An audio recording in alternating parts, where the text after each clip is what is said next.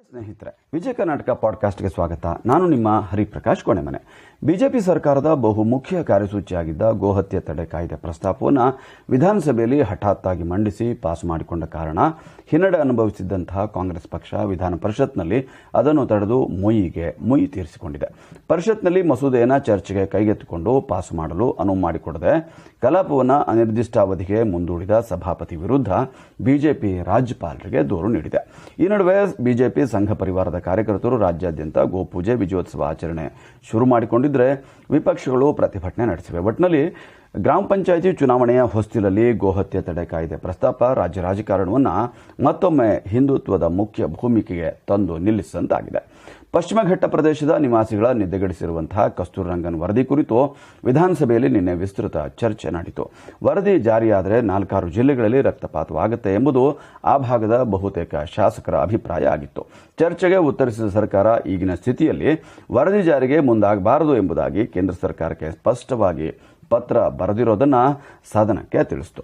ನೂತನ ಸಂಸತ್ ಭವನದ ನಿರ್ಮಾಣಕ್ಕೆ ಪ್ರಧಾನಿ ನರೇಂದ್ರ ಮೋದಿ ನಿನ್ನೆ ದೆಹಲಿಯಲ್ಲಿ ಶಿಲಾನ್ಯಾಸ ನೆರವೇರಿಸಿದರು. ಎಲ್ಲವೂ ಅಂದುಕೊಂಡಂತೆ ಆದರೆ 2,000 ಸಂಸದರಿಗೆ ಆಸನ ಕಲ್ಪಿಸುವ ಹೊಸ ಸಂಸತ್ ಭವನ ಮುಂದಿನ 2 ವರ್ಷಗಳ ಒಳಗೆ ತಲೆ ಎತ್ತಿ ನಿಲ್ಲುತ್ತೆ.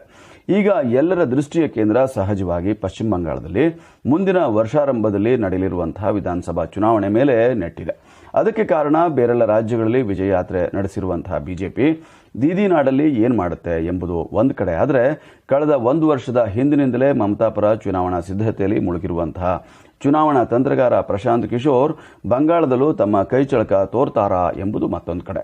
ಇದೆಲ್ಲದರ ನಡುವೆ ಹಿಂದುತ್ವದ ಝೆಂಡಾ ಹಿಡಿದಿರುವಂತಹ ಬಿಜೆಪಿ ಸಾಧ್ಯವಿರುವ ಎಲ್ಲ ಪ್ರಯತ್ನಗಳನ್ನು ಬಂಗಾಳದಲ್ಲಿ ಮಾಡ್ತಾ ಇದೆ. ಹಾಗಾದರೆ ಬಂಗಾಳದ ಸವಾಲನ್ನು ಪ್ರಶಾಂತ್ ಕಿಶೋರ್ ಸಮರ್ಥವಾಗಿ ಎದುರಿಸಬಲ್ಲರಾ? ಆ ಕುರಿತು ಇಂದು ವೀಕಾ ಫೋಕಸ್ ವರದಿ ಮಾಡಿದೆ. ಕಾಂಗ್ರೆಸ್ ಅಧ್ಯಕ್ಷೆ ಸೋನಿಯಾ ಗಾಂಧಿಯವರು ಯುಪಿಎ ಅಧ್ಯಕ್ಷ ಸ್ಥಾನ ತೊರೆಯುವ ಇಂಗಿತ ವ್ಯಕ್ತಪಡಿಸಿರುವ ಹಿನ್ನೆಲೆಯಲ್ಲಿ ಎನ್ಸಿಪಿಯ ಶರದ್ ಪವಾರ್ ಅವರು ಯುಪಿಎ ಕೂಟದ ನೂತನ ಅಧ್ಯಕ್ಷರಾಗಿ ನೇಮಕ ಆಗುವ ಸಾಧ್ಯತೆ ಇದೆ. ಅಲ್ಲದೆ ಹೊಸ ವರ್ಷಾರಂಭದಲ್ಲಿ ಗಾಂಧಿ ಕುಟುಂಬಕ್ಕೆ ಹೊರತಾಗಿ ಮತ್ತೊಬ್ಬ ವ್ಯಕ್ತಿ ಕಾಂಗ್ರೆಸ್ ಪಕ್ಷದ ಅಧ್ಯಕ್ಷರಾಗಿಯೂ ನಿಯುಕ್ತಿಯಾಗುವ ಸಾಧ್ಯತೆ ದಟ್ಟವಾಗಿದೆ ಎನ್ನಲಾಗ್ತಾ ಇದೆ. ಉಳಿದಂತೆ ಜರಾಸಂಧನ ಜನನದ ಕತೆ ಹೇಳುವಂತಹ ಅಕ್ಷಯ ಕಥಾ, ಅನುದಿನ ಕಗ್ಗ, ಡೈಲಿ ಡಾಕ್ಟರ್ ಇವೆಲ್ಲ ಇದ್ದೇ ಇದೆ. ಇನ್ನು ಕೊನೆ ಮಾತು, ಅಡ್ಡ ಮಾರ್ಗಗಳಿಂದ ಸಿಕ್ಕ ಯಶಸ್ಸು ಅಹಂಕಾರ ಸೃಷ್ಟಿ ಮಾಡುತ್ತೆ. ಸನ್ಮಾರ್ಗದಲ್ಲಿ ಸಿಕ್ಕ ಯಶಸ್ಸು ವ್ಯಕ್ತಿಯನ್ನ ಹದಗೊಳಿಸಿ ರೂಪಿಸುತ್ತೆ. ವೀಕ ಅಂದರೆ ಸಮಗ್ರ ಸುದ್ದಿಲೋಕ ಕಣ್ರಿ. ಗುಡ್ ಡೇ, ಟೇಕ್ ಕೇರ್, ನಮಸ್ಕಾರ.